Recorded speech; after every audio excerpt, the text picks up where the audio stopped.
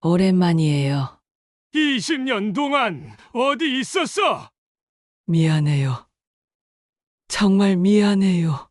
미안하다고. 그게 다야. 28년을 함께 산 사람을 그렇게 버릴 수 있어? 나도 매일 죽고 싶었어요. 당신 얼굴이 매일 떠올랐다고요.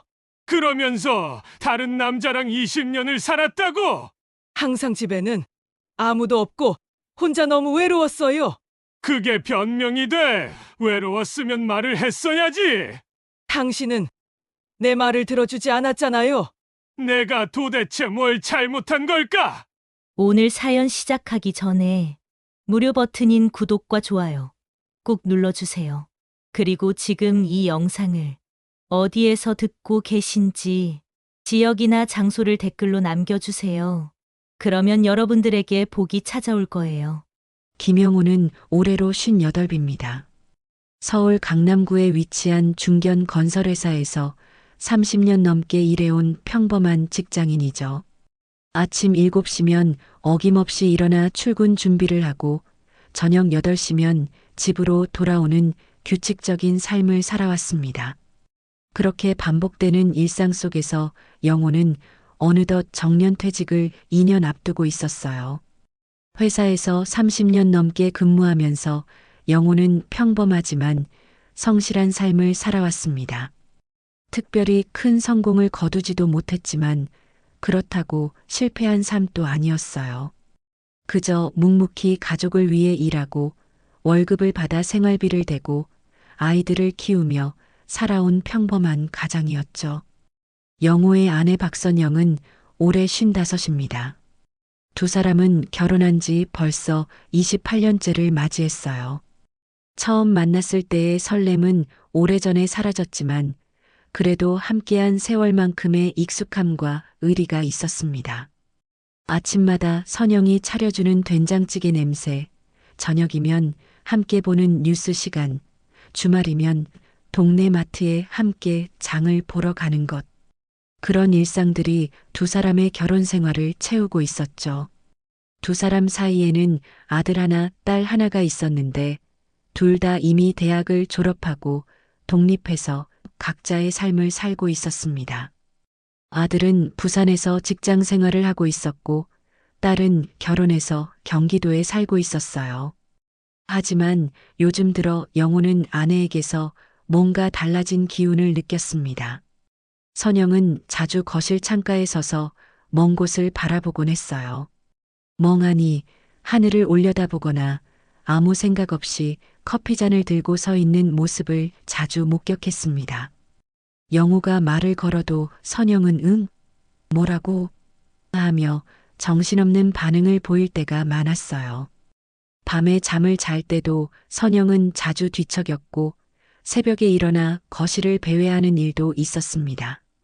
영호는 그런 아내의 모습이 신경 쓰였지만 뭐라 물어봐야 할지 몰랐어요. 여보, 요즘 무슨 일 있어요? 어느 저녁 영호는 조심스럽게 물었습니다. 선영은 고개를 저으며 아니야, 그냥 요즘 좀 피곤해서 그래 하고 대답했어요. 영호는 더 이상 묻지 않았습니다. 부부가 오래 함께 살다 보면 어떤 질문은 하지 않는 게 서로에게 더 편할 때가 있다는 걸 알고 있었거든요. 깊이 파고들면 오히려 불편해질 수 있으니까요. 영호 자신도 회사에서 스트레스를 받을 때가 많았지만 아내에게 굳이 말하지 않았어요. 그냥 혼자 사귀고 넘기는 게 더 편했으니까요. 부부란 그런 거라고 생각했습니다. 추석이 2주 앞으로 다가왔습니다. 영호는 매년 추석이면 고향인 강릉으로 내려갔어요. 부모님은 이미 10년 전에 모두 돌아가셨지만 형제들과 친척들이 여전히 강릉에 살고 있었습니다. 영호는 추석 전날 내려가서 성묘를 하고 친척들과 저녁을 함께 먹은 뒤 다음 날 서울로 올라오곤 했죠. 매년 반복되는 일정이었지만 영호에게는 중요한 연례 행사였어요. 부모님의 산소를 찾아뵙고 형제들과 얼굴을 마주하며 안부를 나누는 시간. 그 시간만큼은 영호에게 소중했습니다. 이번 추석에도 강릉 내려가야지. 차 점검은 했어요? 영우가 선영에게 물었습니다. 응, 지난주에 정비소 다녀왔어. 타이어 공기압도 체크하고 엔진 오일도 갈았어. 선영은 담담하게 대답했어요. 두 사람은 매년 같은 대화를 나눴습니다.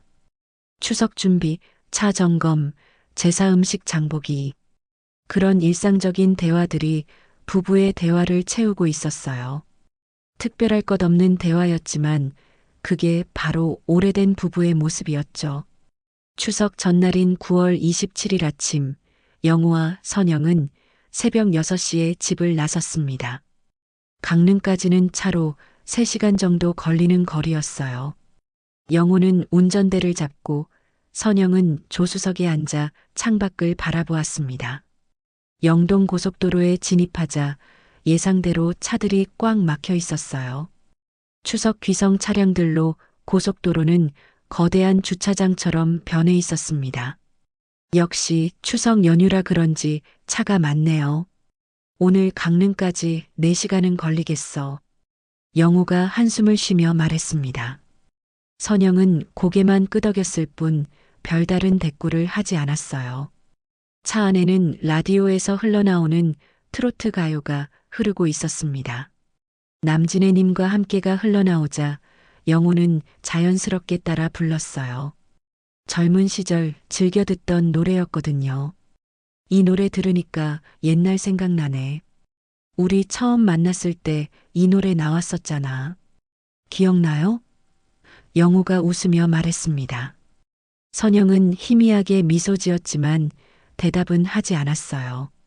창밖을 바라보는 선영의 눈빛은 어딘가 공허해 보였습니다. 마치 영혼이 빠져나간 것처럼 텅 빈 표정이었어요. 영우는 그런 아내의 모습이 신경 쓰였지만 애써 무시하려 했습니다. 차는 천천히 움직였습니다. 정체 구간을 지나며 영우는 지난 세월을 떠올렸어요. 젊었을 때 선영과 함께 데이트하던 시절, 처자아이를 낳았을 때의 기쁨, 아이들이 자라나는 모습을 지켜보던 시간들. 그 모든 순간이 주마등처럼 스쳐 지나갔습니다. 때로는 행복했고, 때로는 힘들었지만, 그래도 함께 이겨내며 살아왔던 시간들이었죠. 영우는 자신의 인생이 그리 나쁘지 않았다고 생각했습니다. 오전 9시쯤 차는 강릉 휴게소에 도착했습니다. 여기서 잠깐 쉬었다 가요. 화장실도 좀 다녀오고 커피도 한 잔 마시고 가요. 영우가 말했어요. 선영은 고개를 끄덕이며 차에서 내렸습니다. 나 화장실 좀 다녀올게요. 선영이 가방을 차에 두고 내리며 말했어요. 휴대전화도 조수석 옆 컵홀더에 그대로 두고 나갔습니다. 영우는 차 안에 남아 라디오를 들으며 뉴스를 확인했습니다. 교통 상황을 알려주는 아나운서의 목소리가 흘러나왔어요. 현재 영동 고속도로 상행선은 전 구간에서 정체가 심합니다. 강릉 휴게소 부근은 시속 20km로 서행 중이니 운전자 여러분께서는 안전운전하시기 바랍니다. 영우는 한숨을 쉬며 시계를 봤습니다. 10분이 지나고 20분이 지났습니다. 영우는 시계를 보며 생각했어요. 화장실이 복잡한가 보네. 하지만 30분이 지나도 선영은 돌아오지 않았습니다. 영우는 차에서 내려 휴게소 안으로 들어갔어요. 여자 화장실 입구에서 기다렸지만 선영의 모습은 보이지 않았습니다. 불안한 마음에 지나가는 중년 여성에게 부탁해서 화장실 안을 확인해 달라고 했지만 선영은 없었어요. 혹시 안에 55 정도 되는 여자분 안 계셨어요? 아니요, 지금 화장실에 사람 별로 없던데요. 그 여성이 고개를 저으며 대답했습니다. 이상하네, 어디 간 거지? 영우는 휴게소 전체를 돌아다니기 시작했습니다. 편의점, 식당, 휴게 공간을 모두 뒤졌지만 선영의 모습은 어디에도 없었어요. 혹시 밖으로 나갔나 싶어 주차장 쪽으로 향했지만 그곳에도 선영은 없었습니다. 영호의 가슴이 두근거리기 시작했습니다. 뭔가 잘못된 것 같은 불길한 예감이 밀려왔죠. 손이 떨리고 입이 바짝 말랐습니다. 영호는 다시 한번 휴게소 전체를 뛰어다니기 시작했습니다. 식당 구석구석, 편의점 진열대 사이, 심지어 주차장 구석까지 샅샅이 훑었어요. 하지만 선영의 모습은 어디에도 보이지 않았습니다. 영호의 이마에 식은땀이 흘러내렸어요. 심장이 터질 듯 빠르게 뛰었습니다. 설마 무슨 일이 생긴 건 아니겠지? 온갖 불길한 생각들이 머릿속을 스쳐 지나갔어요. 혹시 납치를 당한 건 아닐까? 혹시 어디 쓰러진 건 아닐까? 온갖 최악의 상황들이 머릿속을 채웠습니다. 영호는 휴게소 안내 데스크로 달려갔습니다. 저기요, 제 아내를 찾고 있는데요. 30분 전에 화장실 간다고 했는데 돌아오질 않아요. 영호의 목소리는 떨리고 있었어요. 안내 데스크 직원은 침착하게 대응했습니다. 나이와 복장을 말씀해 주시겠어요? 55살이고요. 베이지색 바람막이 입고 검은색 바지 입었어요. 키는 한 160cm 정도 됩니다. 머리는 어깨까지 오는 단발머리고요. 직원은 곧바로 방송을 내보냈습니다. 미아 안내 방송 드립니다. 베이지색 바람막이에 검은색 바지를 입으신 박선영님, 안내 데스크로 와주시기 바랍니다. 남편분께서 찾고 계십니다. 방송이 휴게소 전체에 울려 퍼졌어요. 영호는 안내 데스크 앞에서 초조하게 기다렸습니다. 5분, 10분이 지났지만 선영은 나타나지 않았어요. 휴게소를 지나가는 사람들이 영호를 힐끗힐끗 쳐다봤지만 아무도 선영을 본 사람은 없었습니다. 혹시 감시 카메라 영상 좀 확인할 수 있을까요? 영호가 다급하게 물었습니다. 잠시만 기다려주세요. 관리사무소에 연락해 보겠습니다. 직원이 전화를 걸었고 잠시 후 관리사무소 직원이 내려왔어요. 부인께서 언제쯤 화장실에 가셨다고 하셨죠? 9시 10분쯤이었습니다. 영호가 떨리는 목소리로 대답했어요. 손이 계속 떨려서 주머니에 손을 넣었지만 그래도 떨림은 멈추지 않았습니다. 관리사무소 직원은 영호를 사무실로 안내했습니다. 여러 대의 모니터에 휴게소 곳곳의 영상이 나타났어요. 직원이 9시 10분경 영상을 되돌렸습니다. 저기요, 저 사람이 제 아내예요. 영호가 화면을 가리키며 소리쳤습니다. 화면 속 선영은 화장실에서 나와 주차장 쪽으로 걸어가고 있었어요. 걸음걸이는 평소와 다름없이 자연스러워 보였습니다. 급하게 걷거나 누군가에게 쫓기는 것처럼 보이지도 않았어요. 주차장 쪽으로 가시네요. 주차장 카메라 영상을 확인해 보겠습니다. 직원이 주차장 카메라 영상으로 전환했습니다. 선영은 주차장을 가로질러 휴게소 뒤편 도로 쪽으로 걸어갔어요. 그리고 한 승용차 앞에서 멈춰 섰습니다. 검은색 소나타였어요. 차 문이 열리고 선영은 그 차에 탔습니다. 누군가 문을 열어준 것처럼 보였어요. 그리고 차는 곧바로 출발했습니다. 영호는 믿을 수 없다는 표정으로 화면을 바라봤습니다. 이게 무슨 말이 제대로 나오지 않았어요. 머릿속이 하얗게 변했습니다. 아내가 다른 차를 타고 갔다고? 도무지 이해할 수 없는 상황이었어요. 사고를 당한 것도 아니고 납치를 당한 것도 아니었습니다. 선영은 스스로 그 차에 탔어요. 마치 약속이라도 한 것처럼 자연스럽게 말이죠. 차량 번호 확인 가능할까요? 영호가 떨리는 목소리로 물었습니다. 좀 흐릿하긴 한데 잠깐만요. 직원이 화면을 확대했지만 번호판이 명확하게 보이지 않았어요. 죄송합니다. 각도가 안 좋아서 번호판이 잘 안 보이네요. 앞자리만 겨우 보이는 것 같은데 확실하지 않습니다. 영호는 주저앉고 싶었지만 정신을 차려야 했습니다. 경찰에 신고해야겠어요. 영호는 곧바로 112에 전화를 걸었습니다. 여보세요. 제 아내가 실종됐습니다. 언제 실종되셨나요? 1시간 전입니다. 강릉 휴게소에서요. 상황을 자세히 말씀해 주시겠어요? 영호는 지금까지의 상황을 설명했어요. 화장실 간다고 나간 아내가 돌아오지 않았고, 감시 카메라에는 다른 차를 타고 떠나는 모습이 찍혔다고요. 전화를 받은 경찰관은 잠시 침묵했습니다. hen 씨 부인께서 가출하신 건 아닐까요? 그 말에 영호는 머리를 한 대 맞은 것 같았어요. 가출? 그런 생각은 해본 적이 없었습니다. 아내가 집을 나갈 이유가 뭐가 있겠어요? 28년을 함께 산 부부인데요. 아니에요. 그럴 리 없습니다. 우리 아내는 절대 그럴 사람이 아니에요. 영호는 강하게 부정했지만 마음 한구석에서는 불안감이 스멀스멀 올라왔습니다. 일단 가까운 경찰서로 오셔서 실종 신고를 해주세요. 영상 자료도 함께 가져오시고요.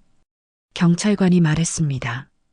영호는 관리사무소 직원에게 부탁해서 감시 카메라 영상을 USB에 복사했어요. 그리고 가장 가까운 강릉경찰서로 향했습니다. 차를 몰고 가는 내내 영호의 손은 떨렸어요. 핸들을 잡은 손에서 땀이 흘러내렸습니다. 라디오에서는 여전히 트로트 가요가 흘러나왔지만 이제 그 노래가 영호에게는 고통으로 다가왔습니다. 강릉경찰서에 도착해서 영호는 실종 신고를 접수했습니다.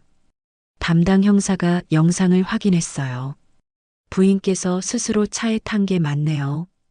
억지로 끌려간 것처럼 보이지는 않는데요. 그렇다고 해도 이상한 일 아닙니까? 갑자기 다른 차를 타고 사라지다니요. 영호는 답답한 마음에 목소리를 높였습니다. 형사는 차분하게 대답했어요. 김 선생님 심정은 이해합니다만 성인이 본인 의지로 어딘가 간 경우에는 저희가 할 수 있는 일이 제한적입니다. 일단 차량 번호를 확인해야 하는데 영상이 선명하지 않아서 추적이 쉽지 않을 것 같습니다. 부인 휴대전화는 어떻게 됐나요? 차 안에 두고 내렸어요. 영호가 대답했습니다. 그럼 연락할 방법이 없네요. 부인 친구분들이나 가족들에게 연락해 보셨어요? 아직 안 했는데 지금 바로 해보겠습니다. 영호는 떨리는 손으로 선영의 친구들에게 전화를 걸었습니다. 여보세요. 혹시 선영이한테 연락 받으신 거 없으세요? 아니요. 왜요? 아니에요. 그냥 연락이 안 돼서요.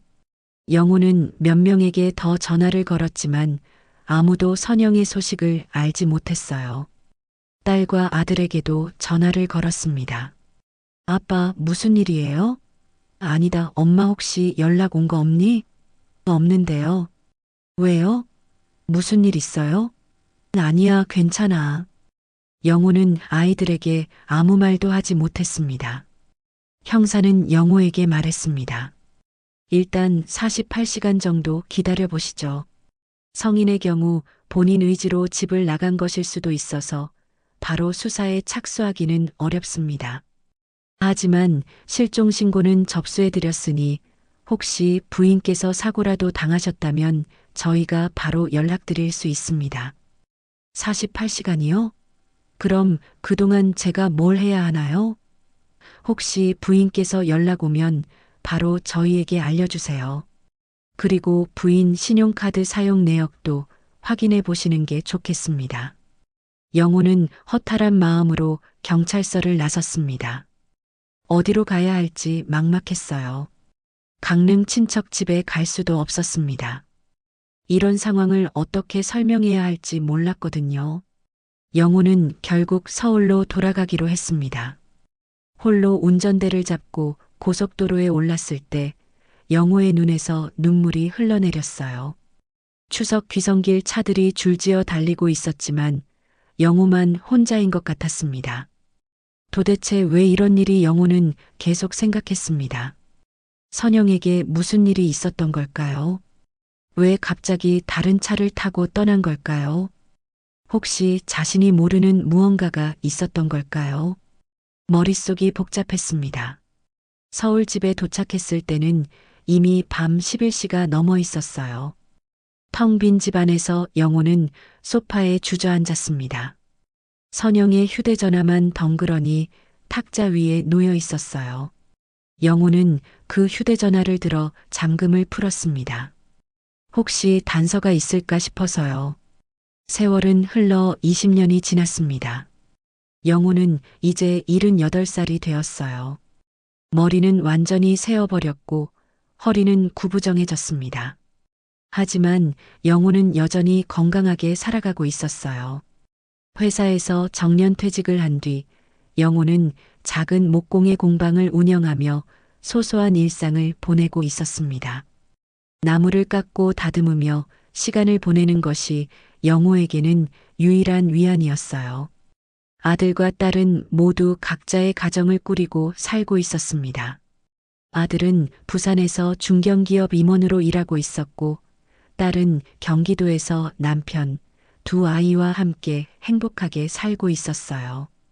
명절이면 가끔 영호를 찾아왔지만 대부분의 시간 영호는 혼자였습니다. 그 넓은 집에서 혼자 밥을 먹고, 혼자 텔레비전을 보고, 혼자 잠들었어요. 선영이 사라진 그날 이후 영호의 삶은 완전히 바뀌었습니다. 처음 몇 달은 미칠 것 같았어요. 경찰에 매일 전화를 걸었고 실종자 찾기 단체에도 도움을 요청했습니다. 선영의 사진을 들고 전국 곳곳을 돌아다녔어요. 혹시나 하는 마음에 병원, 요양원, 심지어 노숙자 쉼터까지 찾아다녔습니다. 하지만 선영의 흔적은 어디에도 없었어요. 1년이 지나고 2년이 지나면서 주변 사람들의 시선이 달라지기 시작했습니다. 혹시 부인이 집을 나간 거 아니에요? 다른 남자라도 있었던 거 아닐까요? 김 선생님이 부인한테 잘못한 게 있는 거 아니에요? 그런 말들이 영호의 귀에 들려왔어요. 처음에는 화가 났습니다. 28년을 함께 산 아내인데 그럴 리가 없다고 생각했죠. 하지만 시간이 지나면서 영호 자신도 의심하기 시작했습니다. 정말 선영이 집을 나간 걸까? 내가 몰랐던 뭔가가 있었던 걸까? 밤마다 영호는 지난 시간들을 떠올렸어요. 선영과 함께했던 28년의 세월. 그 안에서 자신이 놓친 신호가 있었을까요? 선영이 보냈던 도움의 신호를 자신이 무시한 건 아닐까요? 그런 생각들이 영호를 괴롭혔습니다. 5년쯤 지났을 때 영호는 선영의 실종을 받아들이기 시작했습니다. 이제 돌아오지 않을 거야. 그렇게 생각하니 조금은 마음이 편해졌어요. 물론 완전히 잊을 수는 없었습니다. 명절이 되면, 특히 추석이 되면 영호는 여전히 강릉으로 내려갔어요. 그리고 강릉 휴게소에 들러 커피를 마시며 선영을 기다렸습니다. 혹시 모르잖아요. 언젠가 선영이 이곳으로 돌아올지도 모른다는 희망을 버릴 수 없었어요. 10년이 지나고 15년이 지나면서 영호는 점점 더 외로워졌습니다. 친구들도 하나둘 세상을 떠났고 건강도 예전 같지 않았어요.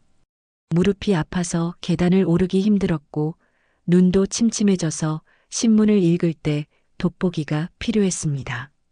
하지만 영호는 여전히 공방에서 나무를 깎으며 하루하루를 보냈어요. 그게 영호가 살아있다는 걸 느끼는 유일한 방법이었으니까요. 20년이 지난 어느 가을날 영호는 공방에서 나무 의자를 만들고 있었습니다. 손주에게 줄 선물이었어요. 손주가 내년에 초등학교에 입학하는데 책상 의자를 만들어주고 싶었습니다. 나무를 조심스럽게 다듬으며 영호는 생각했어요. 내가 이렇게 늙었구나. 손주가 벌써 학교에 들어가다니. 시간은 정말 빠르게 흘렀습니다. 그날 오후 영호의 휴대전화가 울렸습니다. 모르는 번호였어요. 영호는 평소에 모르는 번호는 받지 않았지만 왠지 이번엔 받아야 할 것 같은 기분이 들었습니다. 여보세요? 김영호 선생님 맞으시죠? 남자 목소리였어요. 네, 맞는데요. 누구시죠? 강릉경찰서 수사과 박민수 형사입니다. 영호의 심장이 철렁 내려앉았습니다. 강릉경찰서라니. 20년 전 그날 이후로 영호는 강릉경찰서와 계속 연락을 유지했어요. 1년에 한두 번씩 전화를 걸어 선영의 소식이 있는지 물어봤습니다. 하지만 매번 돌아오는 대답은 아직 아무 소식이 없습니다였어요. 그런데 이번엔 경찰서에서 먼저 전화를 걸어왔습니다. 혹시 제 아내와 관련해서 연락하신 건가요? 영호는 떨리는 목소리로 물었습니다. 네, 그렇습니다. 부인 박선영 씨와 관련해 말씀드릴 게 있습니다. 가능하시면 경찰서로 한번 방문해 주실 수 있으실까요? 무슨 일인지 전화로 말씀해 주실 수 없나요? 직접 오셔서 확인하시는 게 좋을 것 같습니다. 영호는 휴대전화를 꽉 쥐었습니다. 손이 너무 떨려서 전화기를 떨어뜨릴 뻔했어요. 선영이가 돌아온 걸까? 아니면 최악의 상황이 머릿속을 스쳐 지나갔습니다. 혹시 선영이 죽은 채로 발견된 건 아닐까? 20년 동안 어딘가에 매장되어 있다가 이제야 발견된 건 아닐까? 지금 바로 가겠습니다. 한 3시간 정도 걸릴 것 같은데요. 천천히 오세요.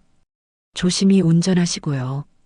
전화를 끊은 영호는 공방 문을 잠그고 서둘러 차에 올랐습니다. 손이 떨려서 시동을 거는 것도 쉽지 않았어요. 심호흡을 몇 번 하고 나서야 겨우 시동을 걸 수 있었습니다. 고속도로로 향하는 내내 영호의 머릿속은 복잡했어요. 선영이 살아있을까? 죽었을까? 도대체 무슨 일이 있었던 걸까? 영동 고속도로에 진입하자 20년 전 그날이 떠올랐습니다. 선영과 함께 이 길을 달렸던 그날. 추석 연휴라 차가 막혔던 그날. 강릉 휴게소에서 선영이 사라졌던 그날. 모든 게 어제 일처럼 선명했어요. 영호는 강릉 휴게소를 지나쳤습니다. 예전처럼 들르지 않았어요. 지금은 한시라도 빨리 경찰서에 도착하고 싶었습니다. 3시간 뒤 영호는 강릉경찰서에 도착했습니다. 20년 전에도 왔던 그곳. 건물은 새로 지어져서 예전과 많이 달라져 있었어요. 영호는 떨리는 다리로 경찰서 안으로 들어갔습니다. 김영호 선생님이시죠? 이쪽으로 오세요. 박민수 형사가 영호를 안내했습니다. 조사실로 들어간 영호는 의자에 앉았습니다. 형사는 서류를 꺼내며 말했어요. 선생님, 놀라실 수도 있는데요. 부인 박선영 씨가 최근 신분증 재발급 신청을 하면서 과거 실종 신고 기록이 확인됐습니다. 그럼 살아있다는 말인가요? 영호의 목소리가 떨렸어요. 네, 살아계십니다. 그런데 형사는 잠시 말을 멈췄습니다. 부인께서 현재 다른 이름으로 살고 계십니다. 박서진이라는 이름으로요. 그리고 재혼을 하신 상태입니다. 영호는 귀를 의심했습니다. 재혼? 다른 이름? 머릿속이 하얗게 변했어요. 지금 무슨 말씀을 그게 무슨 뜻입니까? 부인께서 20년 전 실종된 이후 신분을 바꾸고 다른 남자와 결혼하신 것으로 확인됩니다. 현재 서울 강동구에 거주하고 계시고요. 영호는 말문이 막혔습니다. 20년 동안 기다렸는데, 20년 동안 혹시나 하는 마음으로 살았는데, 선영은 다른 남자와 결혼해서 잘 살고 있었다니. 배신감과 분노, 그리고 허탈함이 동시에 밀려왔어요. 제가 부인을 만날 수 있을까요? 영호는 간신히 입을 열었습니다. 본인이 동의하신다면 가능합니다. 연락을 취해보겠습니다. 형사가 대답했어요. 영호는 고개를 끄덕이며 의자에 깊숙이 몸을 기댔습니다. 숨을 쉬기가 힘들었어요. 사흘 뒤 영호는 다시 경찰서를 찾았습니다. 형사가 연락을 취했고 선영이 만남에 동의했다는 소식을 들었어요.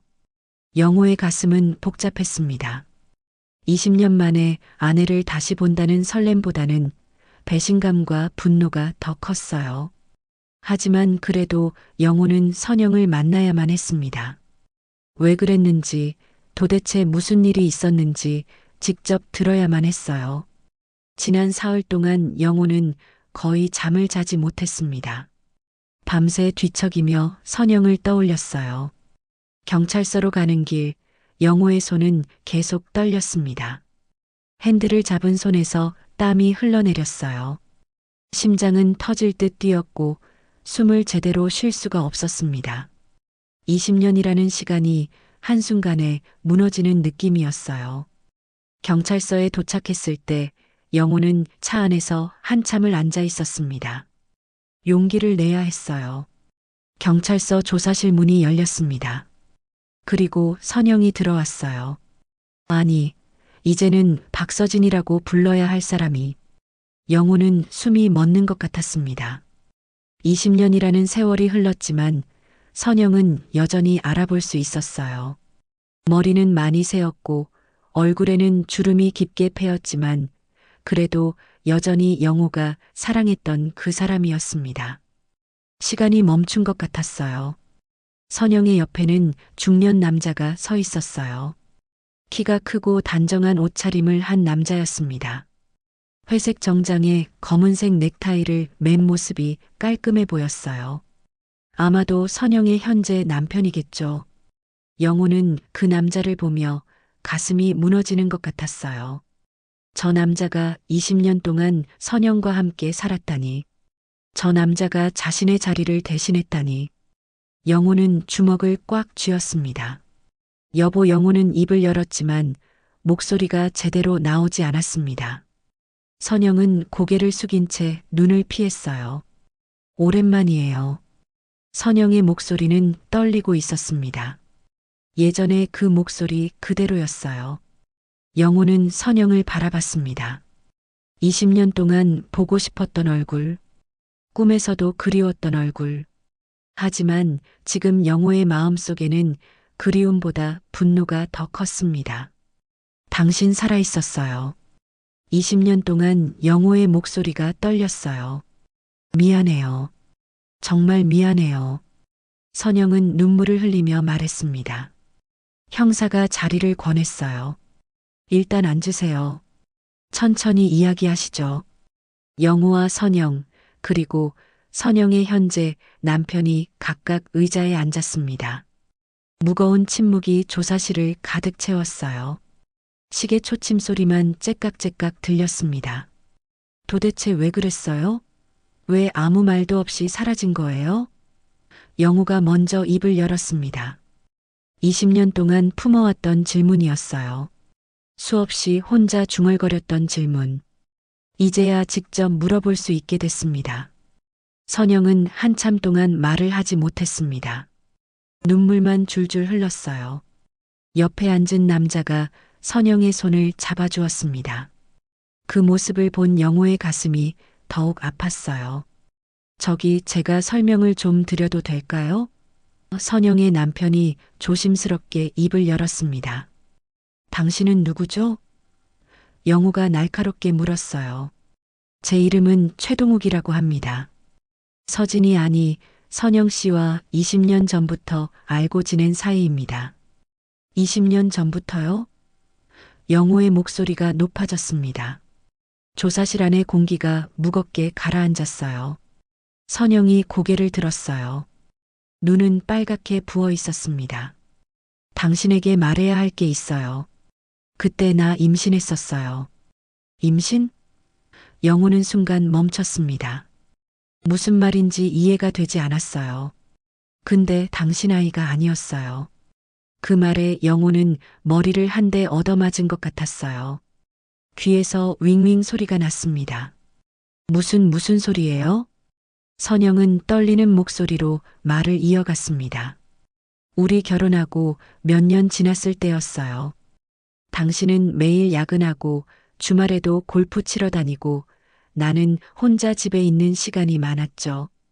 아이들도 학교 가고 나면 하루 종일 혼자였어요. 그때 정말 외로웠어요. 당신한테 말해도 들어주지 않았고요. 그러다 우연히 동욱 씨를 만났고 선영은 말을 잇지 못했습니다. 영호는 믿을 수 없었습니다. 아내가 바람을 폈다니. 그것도 자신도 모르게. 얼마나 오래 그랬어요? 1년 정도요. 그리고 임신 사실을 알게 됐어요. 계산을 해보니 당신 아이일 가능성은 거의 없었어요. 당신하고는 오래 그런 일이 없었으니까요. 선영의 목소리는 점점 작아졌습니다. 영호는 온몸이 떨렸습니다. 분노와 배신감, 그리고 수치심이 밀려왔어요. 자신이 아내를 제대로 돌보지 못한 걸까? 자신이 남편으로서 실격이었던 걸까? 하지만 그렇다고 해도 이렇게 버릴 수 있단 말인가? 그래서 도망친 거예요? 휴게소에서? 그날 추석 전날이었죠. 휴게소에 들렀을 때 동욱 씨한테서 연락이 왔어요. 갑자기 만나자고 했어요. 선영은 잠시 숨을 고르고 말을 이었습니다. 머릿속이 복잡했어요. 당신한테 뭐라고 말해야 할지 몰랐고, 아이는 뱃속에 있었고, 어떻게 해야 할지 도무지 모르겠더라고요. 화장실에 갔다가 주차장으로 나갔어요. 동욱 씨 차가 거기 있었어요. 그냥 순간적으로 차에 탔어요. 도망치고 싶었어요. 모든 것으로부터. 영호는 주먹을 꽉 쥐었습니다. 손톱이 손바닥에 박힐 정도로 세게요. 그렇게 28년을 함께 산 사람을 그렇게 버릴 수 있었어요? 우리 아이들은 어떻게 하고, 나는 어떻게 하고. 영호의 목소리가 커졌습니다. 미안해요. 정말 미안해요. 나도 매일 죄책감에 시달렸어요. 당신 얼굴이 매일 떠올랐어요. 아이들 얼굴도요. 선영이 울먹였습니다. 최동욱이 말을 이었어요. 선영 씨를 제가 데려갔습니다. 처음에는 며칠만 숨어 있다가 돌아가려고 했어요. 하지만 시간이 지나면서 돌아갈 수 없게 됐습니다. 왜요? 왜 돌아올 수 없었죠? 영호가 물었습니다. 아이 때문이었어요. 선영이 대답했습니다. 아이를 낳았어요. 그리고 그 아이를 키우며 살았어요. 당신한테 돌아가면 모든 게 밝혀질 테고 당신도 나도 아이도 다 힘들어질 거라고 생각했어요. 영호는 허탈하게 웃었습니다. 그러니까 당신 편한 걸 선택한 거네요. 나는 20년 동안 당신을 찾아 헤맸는데. 선영은 고개를 숙였습니다. 알아요. 내가 얼마나 큰 죄를 지었는지 알아요. 당신을 죽인 거나 마찬가지죠. 변명할 수 없어요. 침묵이 흘렀습니다. 영호는 선영을 바라봤어요. 20년 동안 그리워했던 사람. 하지만 지금 영호가 보는 선영은 낯선 사람 같았습니다. 아이는 어떻게 됐어요? 영호가 물었습니다. 딸이에요. 올해 19살이 됐어요. 대학생이고요. 선영이 대답했어요. 이름은 최지원이라고 합니다. 착한 아이예요. 영호는 쓴웃음을 지었습니다. 아이까지 낳았구나. 완전히 새로운 가족을 꾸렸구나. 그동안 행복했어요? 영호가 물었습니다. 선영은 대답하지 못했어요. 최동욱이 대신 말했습니다. 저희도 쉽지 않았습니다. 선영 씨는 매일 죄책감에 시달렸고 악몽을 꾸기도 했습니다. 완전히 행복할 수는 없었어요. 그래도 저보단 나았겠죠. 영호의 목소리에는 비애가 묻어났습니다. 형사가 끼어들었습니다. 김영호 선생님, 혹시 고소 의향이 있으신가요? 법적으로 배우자 유기죄가 성립할 수 있습니다. 영호는 고개를 저었습니다. 아니요, 그럴 생각 없어요. 이미 다 끝난 일인데 뭘 더 하겠어요. 영호는 일어섰습니다. 이제 갈게요. 더 이상 볼 것도 없네요. 여보 아니, 영호 씨. 선영이 영호를 불렀습니다. 한 번만 더 만날 수 있을까요? 제대로 사과하고 싶어요. 영호는 문 앞에서 멈춰 섰습니다. 뒤를 돌아보지 않고 말했어요. 생각해 볼게요. 그리고 영호는 조사실 문을 열고 나갔습니다.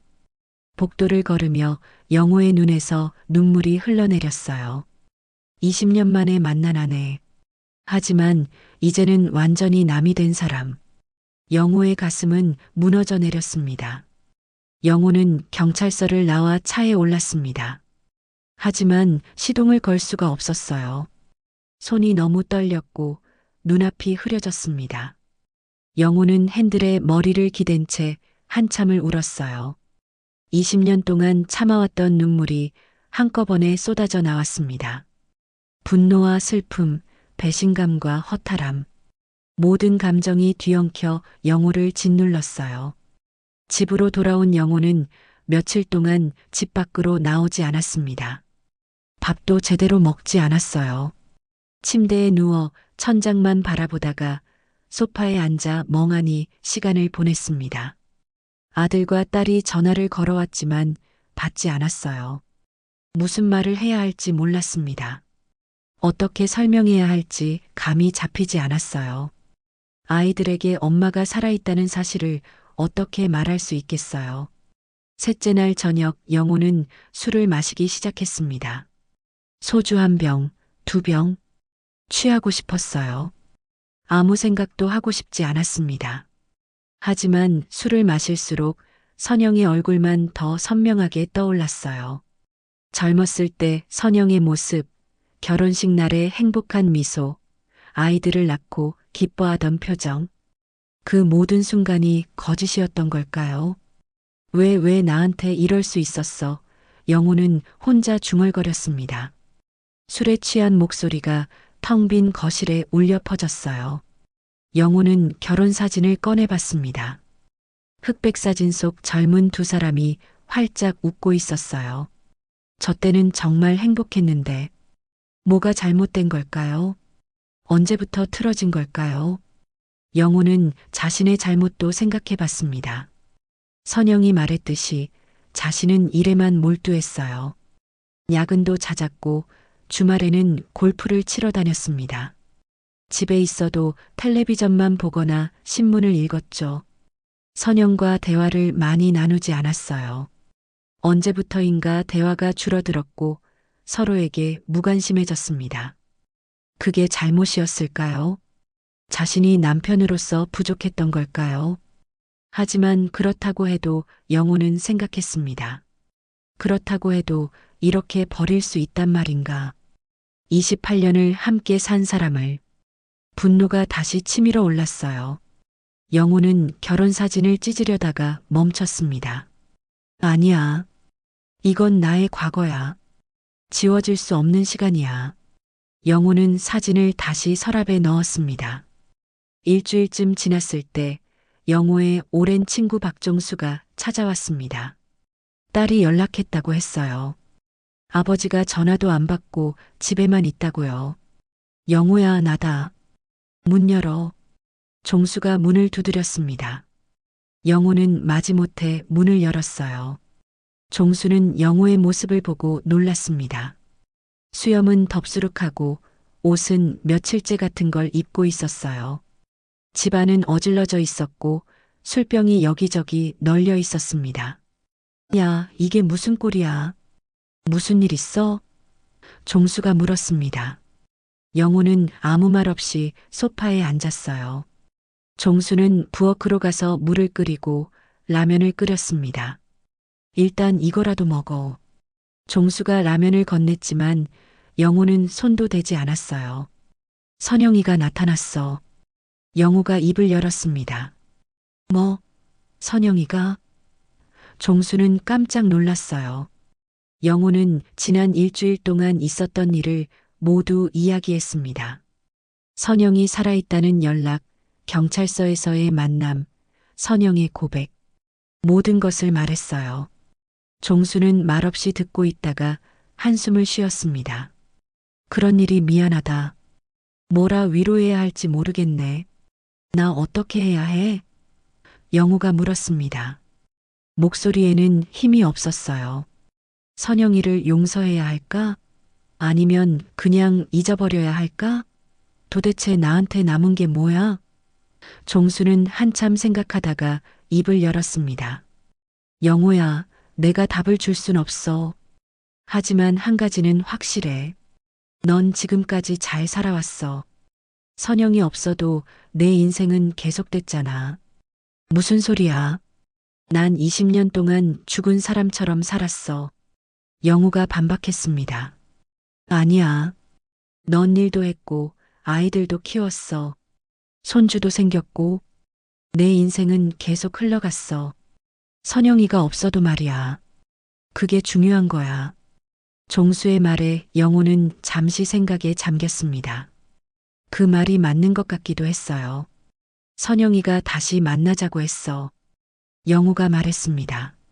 만나볼 거야? 종수가 물었어요. 모르겠어. 만나서 뭘 하겠어. 더 이상 할 말도 없는데. 그래도 만나봐. 제대로 끝을 내야 앞으로 나갈 수 있어. 지금처럼 술만 마시고 있으면 안 돼. 종수는 영호의 어깨를 두드렸습니다. 영호야, 넌 강한 사람이야. 20년을 버텼잖아. 이것도 이겨낼 수 있어. 며칠 뒤 영호는 다시 선영에게 연락을 했습니다. 만나기로 했어요. 서울 시내 조용한 카페에서요. 영호는 약속 장소로 가면서 긴장했습니다. 어떤 말을 해야 할까?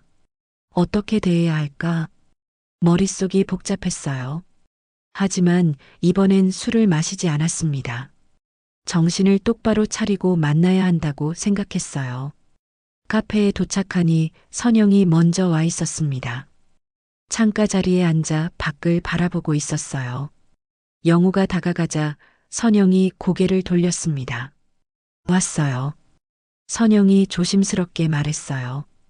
영우는 선영 맞은편에 앉았습니다. 침묵이 흘렀어요. 주변의 다른 손님들 웃음소리와 커피 머신 소리만 들렸습니다. 커피 마실래요? 선영이 물었습니다. 괜찮아요. 영우가 대답했어요. 웨이터가 다가와 주문을 받았습니다. 아메리카노 2잔을 주문했어요. 커피가 나오는 동안 두 사람은 아무 말도 하지 않았습니다. 왜 만나자고 했어요? 영우가 먼저 입을 열었습니다. 선영은 손에 든 컵을 내려놓으며 말했어요. 제대로 사과하고 싶었어요. 그리고 설명하고 싶었어요. 왜 그랬는지를 설명해봤자 달라질 게 있나요? 영호의 목소리는 차갑게 식어 있었습니다. 없어요. 하지만 그래도 말하고 싶어요. 선영이 눈물을 글썽이며 말했습니다. 당신도 알 권리가 있으니까요. 영호는 고개를 끄덕였어요. 선영은 천천히 입을 열었습니다. 그때 정말 외로웠어요. 당신은 집에 거의 없었고 나는 혼자 모든 걸 감당해야 했어요. 아이들 키우는 것, 집안일, 시부모님 모시는 것, 다 혼자였어요. 그래서 바람을 핀 거예요? 영우가 날카롭게 물었습니다. 변명이 아니에요. 사실이에요. 나도 잘못했어요. 당신한테 말했어야 했어요. 힘들다고 외롭다고. 하지만 말할 수가 없었어요. 당신은 항상 피곤해 보였고 내 이야기는 들으려 하지 않았으니까요. 영호는 할 말을 잃었습니다. 선영의 말이 거짓은 아니었으니까요. 자신이 선영의 말을 제대로 들어준 적이 언제였던가. 그래도 영호가 말했습니다. 그래도 이렇게 떠날 순 없었잖아요. 알아요. 내가 너무 비겁했어요. 용서를 구할 자격도 없어요. 선영은 가방에서 봉투를 꺼냈습니다. 이거 받아요. 뭐예요? 이혼 서류요. 이미 작성했어요. 당신 서명만 하면 돼요. 영호는 봉투를 받아들었습니다. 무거웠어요. 28년의 결혼 생활이 이 종이 한 장으로 정리되다니. 진심이 알고 싶어요. 영호가 말했습니다. 정말 후회하고 있어요? 선영은 고개를 끄덕이며 눈물을 흘렸습니다. 매일 후회해요. 당신 얼굴이 매일 떠올라요. 미안해요. 정말 미안해요. 두 사람은 한참 동안 말없이 앉아 있었습니다. 오랜 세월 함께한 부부였지만 이제는 완전히 남이 된 두 사람. 시간은 잔인하게도 계속 흘러갔습니다. 카페를 나온 영호는 이혼 서류를 들고 집으로 돌아왔습니다. 서류를 탁자 위에 놓고 한참을 바라봤어요. 서명만 하면 모든 게 끝납니다. 28년의 결혼 생활이 완전히 정리되는 거죠. 하지만 영호는 쉽게 펜을 들 수가 없었습니다. 아직도 마음속 어딘가에는 선영에 대한 미련이 남아 있었으니까요. 이 서류에 서명을 하는 순간 정말로 모든 게 끝나는 거라는 생각이 들었습니다. 그날 밤 영호는 다시 술을 마셨습니다. 소주잔을 기울이며 지난 시간들을 떠올렸어요. 결혼 초기에 행복했던 순간들, 처사이가 태어났을 때의 기쁨, 가족여행을 갔던 추억들, 바다에 갔을 때 아이들이 모래성을 쌓던 모습, 선영이 웃으며 사진을 찍던 모습, 그 모든 순간이 진짜였을까요? 아니면 선영은 그때부터 이미 자신을 속이고 있었던 걸까요? 영호는 알 수 없었습니다. 며칠 뒤 영호는 친구 종수를 다시 만났습니다. 작은 포장마차에서 소주를 마시며 이야기를 나눴어요. 가을바람이 쌀쌀하게 불어왔습니다. 선영이 만났어? 종수가 물었습니다. 응, 만났어. 영호가 대답했어요. 어땠어? 이혼 서류 받았어. 서명만 하면 끝이야. 서명할 거야? 종수가 물었습니다. 영호는 한참 침묵하다가 말했어요. 모르겠어. 서명하는 게 맞는 건지 잘 모르겠어. 영호야, 솔직히 말할게. 종수가 진지한 표정으로 말했습니다. 난 내가 서명하는 게 맞다고 생각해. 이미 끝난 관계잖아. 법적으로라도 정리해야 너도 앞으로 나갈 수 있어. 앞으로 나간다는 게 뭔데? 영호가 쓴웃음을 지었습니다. 난 이제 78이야. 남은 시간도 얼마 없어. 어디로 나간다는 거야? 그렇게 말하지 마. 넌 아직 건강하잖아. 앞으로 10년, 20년은 더 살 수 있어. 그 시간을 과거에 묶여서 보낼 거야? 그건 너한테도, 내 가족한테도 불행한 일이야. 종수의 말에 영호는 생각에 잠겼습니다. 맞는 말이에요. 과거에 묶여 있을 순 없습니다. 하지만 쉽지 않았어요. 20년 동안 선영을 그리워하며 살았는데 이제 와서 그걸 다 놓으라니. 근데 말이야, 영호가 입을 열었습니다. 나도 잘못이 있었던 것 같아. 선영이 말대로 내가 너무 일에만 몰두했어. 집에 있어도 선영이랑 제대로 대화하지 않았고, 선영이가 힘들어할 때 옆에서 위로해주지도 못했어. 그건 너만의 잘못이 아니야. 종수가 말했습니다. 우리 세대 남자들은 다 그랬어. 밖에서 돈 벌어오는 게 남편의 역할이라고 생각했지. 아내 마음 챙기는 건 잘 몰랐어. 그게 잘못된 거긴 하지만 그렇다고 선영이가 한 일이 정당화되는 건 아니야. 영호는 고개를 끄덕였습니다. 인생이란 게 참 어렵네. 영호가 한숨을 쉬었어요. 젊었을 때는 몰랐어. 그냥 열심히 살기만 하면 되는 줄 알았지. 근데 나이 들어보니까 알겠어. 인생은 혼자 사는 게 아니더라고. 옆에 있는 사람 마음도 챙겨줘야 하는데 난 그걸 몰랐어. 종수는 영호의 어깨를 두드렸습니다. 이제라도 알았잖아. 그게 중요한 거야. 우리도 배우면서 사는 거지 뭐. 집으로 돌아온 영호는 이혼 서류를 다시 꺼내봤습니다. 그리고 천천히 펜을 들었어요. 서명란에 이름을 쓰려다가 멈췄습니다. 정말 이렇게 끝내는 게 맞을까? 영호는 고민했습니다. 하지만 더 이상 미룰 수도 없었어요. 종수 말이 맞습니다. 과거에 묶여 있을 순 없어요. 영호는 깊게 숨을 들이쉬고 이름을 썼습니다. 김영호. 그렇게 28년의 결혼 생활이 끝났습니다. 다음 날 영호는 선영에게 연락했습니다. 서류 작성했어요. 어디서 만날까요? 선영은 잠시 침묵하다가 대답했어요. 고마워요. 제가 찾아가겠습니다. 이틀 뒤 선영이 영호의 집을 찾아왔습니다. 20년 만에 다시 보는 집이었어요. 문을 열고 들어선 선영은 주변을 둘러봤습니다. 많이 변했네요. 그럼요. 20년이나 지났는데요. 영호가 담담하게 대답했어요. 선영은 거실을 천천히 둘러봤습니다. 예전에 있던 가구들은 대부분 바뀌어 있었어요. 하지만 벽에 걸린 가족 사진은 여전히 그대로였습니다. 아이들이 어렸을 때 찍은 사진, 가족 여행 갔을 때 찍은 사진들이 그대로 걸려 있었어요. 아이들 잘 크던데요? 선영이 사진을 보며 물었습니다. 당연히 잘 컸죠. 당신 없이도요. 영호의 목소리에는 여전히 냉기가 서려 있었어요. 선영은 고개를 숙였습니다. 미안해요. 아이들한테도 미안하고요.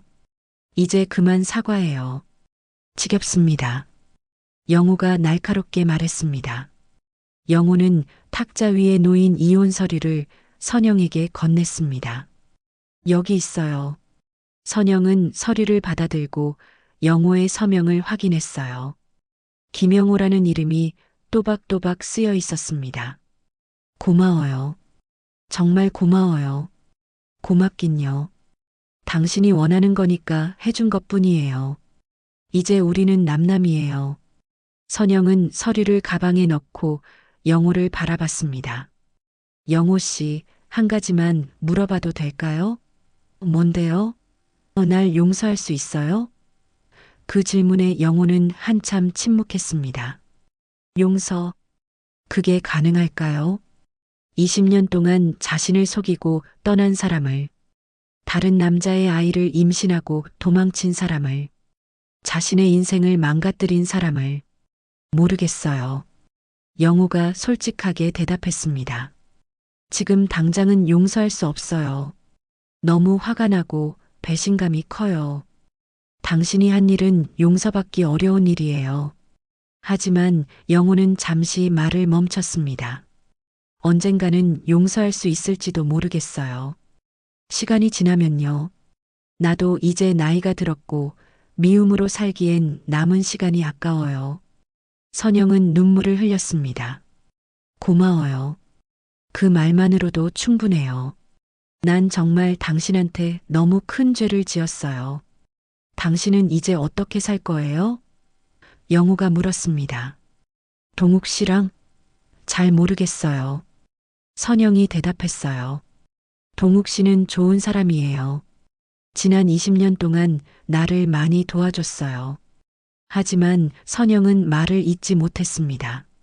하지만 당신을 생각하면 죄책감이 들어요. 행복할 자격이 없다는 생각이 들어요. 그건 당신이 감당해야 할 몫이에요. 영호가 말했습니다. 나는 이제 당신 인생에 관여하고 싶지 않아요. 각자 살아요. 그게 서로에게 나을 것 같아요. 당신도 당신 인생을 사세요. 선영은 고개를 끄덕였습니다. 알겠어요. 정말 미안했어요. 행복하게 사세요. 선영이 문을 향해 걸어갔습니다. 문 앞에서 한번 뒤돌아봤지만 영호는 아무 말도 하지 않았어요. 선영은 문을 열고 나갔습니다. 문이 닫히는 소리가 났고 영호는 혼자 남았습니다. 영호는 창문으로 다가가 밖을 내다봤어요. 선영이 차에 타고 떠나는 모습이 보였습니다. 그렇게 선영은 영호의 삶에서 완전히 사라졌습니다. 영호는 소파에 앉아 깊은 한숨을 쉬었습니다. 가슴이 텅 빈 것 같았어요. 20년 동안 선영을 찾아 헤맸고 그리워했고 미워했습니다. 그 모든 감정이 이제 끝났어요. 이제 뭘 해야 할까요? 앞으로 어떻게 살아야 할까요? 그날 밤 영호는 딸에게 전화를 걸었습니다. 지원아, 나야.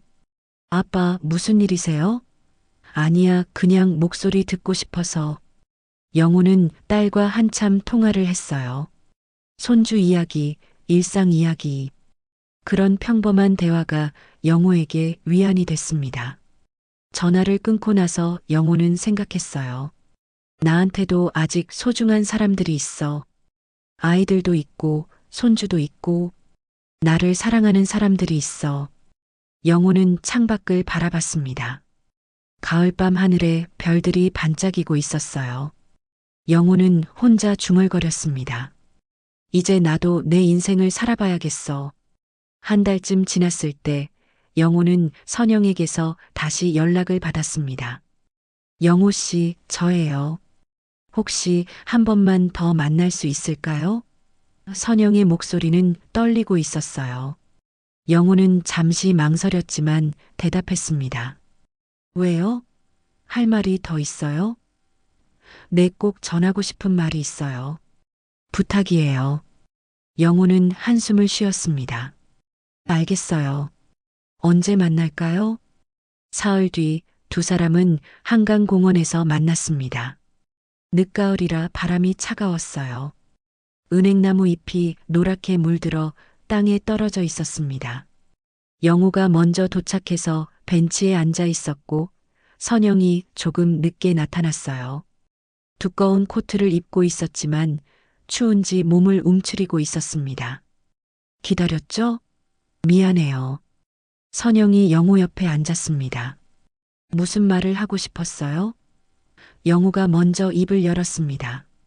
선영은 한참 동안 말을 하지 못했어요. 강물을 바라보며 생각을 정리하는 것 같았습니다. 물 위로 오리들이 한가롭게 헤엄치고 있었어요. 저 동욱 씨랑 헤어지기로 했어요. 영호는 놀라서 선영을 바라봤습니다. 왜요? 갑자기가 아니에요. 사실 예전부터 생각하고 있었어요. 선영은 천천히 말을 이어갔습니다. 당신을 다시 만나고 나서 깨달았어요. 내가 정말 잘못 살았다는 걸요. 20년 동안 동욱 씨와 살면서도 편하지 않았어요. 항상 죄책감에 시달렸거든요.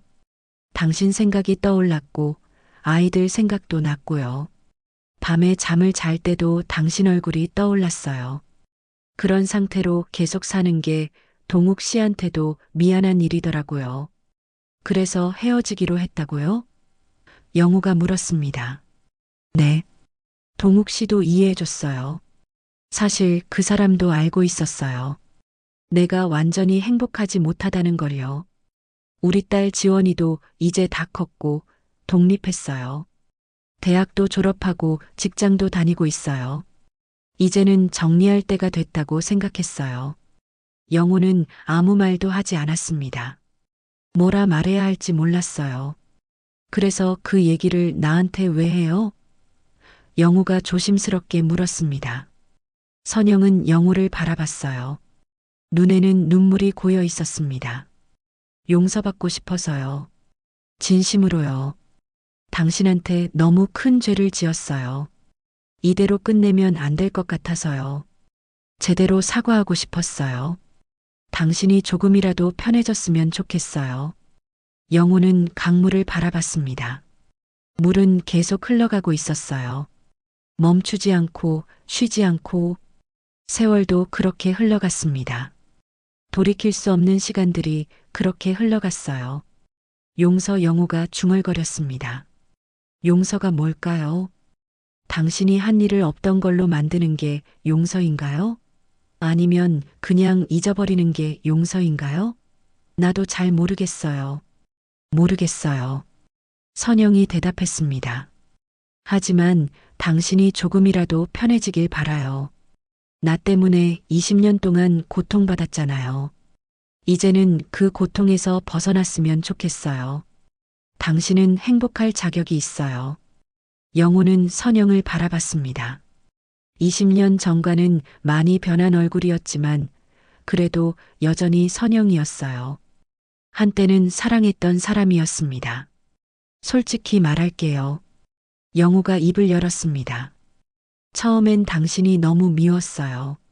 20년 동안 날 속였다는 게, 다른 남자랑 살았다는 게 믿기지 않았어요. 밤마다 술 마시며 당신을 원망했어요. 왜 나한테 이런 짓을 했냐고, 내가 뭘 잘못했냐고. 당신을 찾아 헤매던 그 시간들이 모두 헛된 거였다는 생각에 미칠 것 같았어요. 선영은 고개를 숙였습니다. 근데 시간이 지나면서 생각이 바뀌었어요. 영우가 계속 말했습니다. 나도 잘못이 있었더라고요. 당신 말대로 난 일에만 몰두했어요. 당신이 외로워할 때 옆에 있어주지 못했어요. 당신 이야기를 들어주지 않았고 당신 마음을 챙기지 못했어요. 물론 그게 당신이 한 일을 정당화하는 건 아니에요. 하지만 나도 반성하게 됐어요. 선영은 눈물을 흘렸습니다. 고마워요. 그렇게 말해줘서요. 당신이 그렇게 생각해 줄 거라고는 예상 못했어요. 고마울 것 없어요. 사실이니까요. 영우가 말했습니다. 우리 둘 다 부족했던 거예요. 서로를 제대로 이해하지 못했고 소통하지 못했어요. 그게 결국 이런 결과를 만든 거죠. 우리 세대는 그런 걸 배우지 못했어요. 두 사람은 한참 동안 말없이 앉아 있었습니다. 바람이 불어와 낙엽을 날렸어요. 사람들이 지나다니며 웃고 떠들었지만 두 사람만의 시간은 조용했습니다. 강 건너편에서 자전거를 타는 사람들이 보였어요. 당신 앞으로 어떻게 살 거예요? 영우가 물었습니다. 혼자 살 거예요. 선영이 대답했어요. 이제는 혼자 있는 시간이 필요해요. 나 자신을 돌아보고 속죄하며 살고 싶어요. 속죄라니요. 영우가 말했습니다.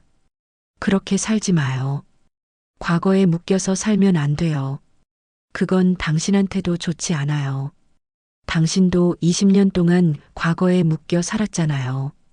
선영이 반박했습니다. 영우는 쓴웃음을 지었어요. 그래서 하는 말이에요. 과거에 묶여 사는 게 얼마나 고통스러운지 아니까요. 당신은 그러지 말고 앞으로 잘 사세요. 선영은 영우를 바라봤습니다.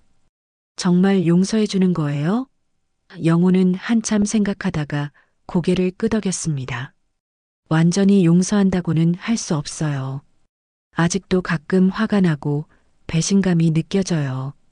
하지만 이제는 미워하지 않으려고요. 미워하며 사는 건 나한테도 독이 되니까요. 나도 이제 나이가 들었고 남은 시간을 미움으로 채우고 싶지 않아요. 고마워요. 정말 고마워요. 선영이 울먹였습니다. 나도 이제 제대로 살아볼게요. 당신한테 진 빚을 갚을 순 없지만 적어도 제대로 된 삶을 살려고 노력할게요. 착하게 살게요. 영우는 고개를 끄덕였어요. 그래요. 우리 둘 다 잘 살아봐요. 각자의 자리에서요. 이제는 각자의 길을 가야죠. 두 사람은 일어났습니다. 이제 가봐야겠어요. 선영이 말했습니다. 또 연락해도 될까요? 글쎄요, 영우가 망설였습니다. 당분간은 안 보는 게 좋을 것 같아요. 서로 정리할 시간이 필요해요. 나중에 시간이 지나면 모르겠지만요. 알겠어요. 이해해요. 선영이 손을 내밀었습니다. 영우는 잠시 망설이다가 그 손을 잡았어요. 차가운 손이었습니다. 잘 지내요. 선영이 말했습니다. 당신도요. 건강하게 사세요. 영우가 대답했어요. 두 사람은 손을 놓고 각자의 길로 걸어갔습니다. 영우는 뒤를 돌아보지 않았어요. 앞만 보고 걸었습니다. 집으로 돌아온 영우는 이상하게 마음이 편해졌습니다. 무거운 짐을 내려놓은 것 같았어요. 20년 동안 짊어지고 있던 분노와 미움, 배신감을 내려놓은 기분이었습니다. 물론 완전히 사라진 건 아니었어요. 가끔씩 여전히 화가 나고 슬퍼질 때도 있었습니다. 하지만 예전처럼 그 감정에 짓눌리진 않았어요. 영우는 공방으로 향했습니다. 나무 의자를 만들던 작업을 다시 시작했어요. 사포로 나무를 천천히 다듬으며 영우는 생각했습니다. 인생이란 게 이런 거구나. 완벽할 순 없어.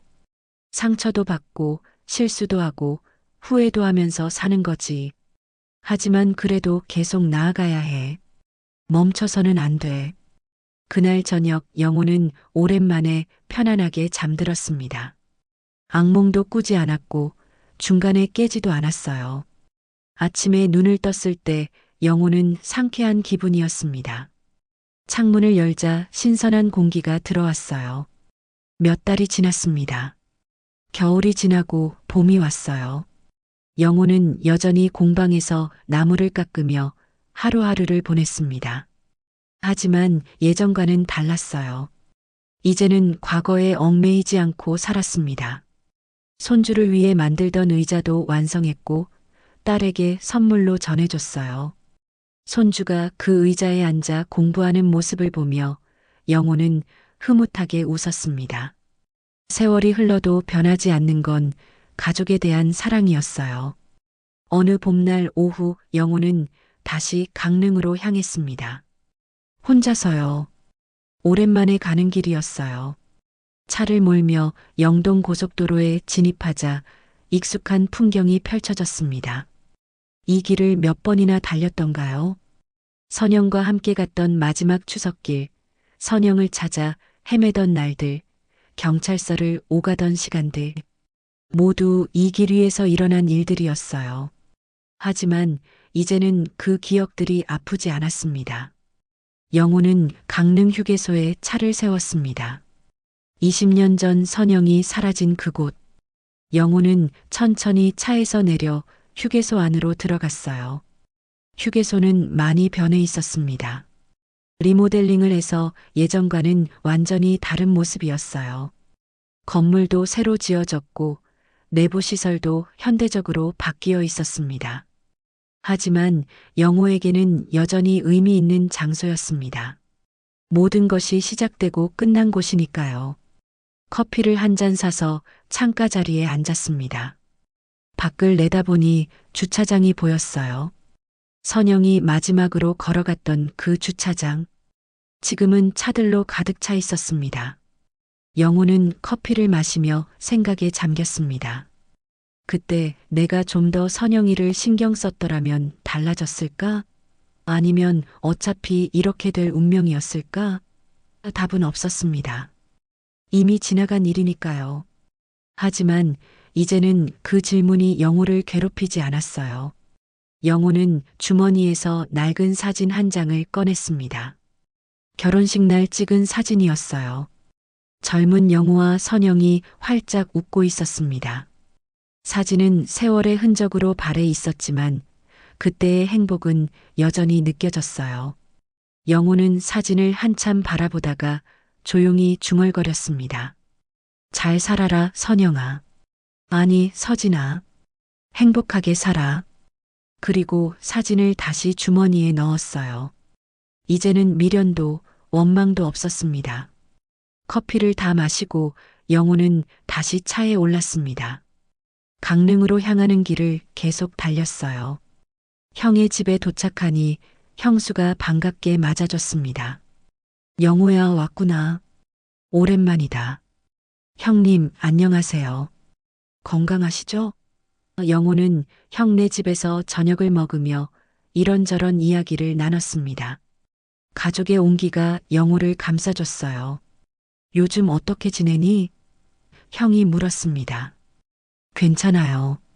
공방 일도 하고 손주들도 보고요. 그럭저럭 살만해요. 요즘은 마음이 많이 편해졌어요. 그래, 다행이다. 예전엔 많이 힘들어 보였는데 요즘은 표정이 밝아졌어. 젊어 보이기까지 해. 형의 말에 영호는 미소 지었습니다. 형님, 저 선영이 만났어요. 뭐? 선영이를? 형이 깜짝 놀랐습니다. 영호는 지난 몇 달 동안 있었던 일을 형에게 모두 이야기했습니다. 선영이 살아서 나타난 것, 재혼해서 살았던 것, 이혼 서류를 작성한 것, 마지막으로 만나 작별 인사를 나눈 것까지. 형은 말없이 듣다가 한숨을 쉬었습니다. 참 많은 일이 있었구나. 힘들었겠다. 어떻게 견뎠니? 힘들었죠. 하지만 이제는 괜찮아요. 영우가 대답했습니다. 용서했어요. 완전히는 아니지만요. 미워하며 사는 것보다는 용서하고 사는 게 낫더라고요. 나한테도요. 미움은 나만 괴롭게 하더라고요. 형은 영우의 어깨를 두드렸습니다. 잘했어. 넌 강한 사람이야. 정말 대단해. 나였으면 못했을 거야. 다음 날 아침 영우는 부모님 산소를 찾았습니다. 산길을 한참 올라가니 부모님이 잠들어 계신 곳이 나왔어요. 봄이라 산에는 연두빛 새싹들이 돋아나 있었습니다. 영우는 무덤 앞에 앉아 잔디를 정리하고 절을 했습니다.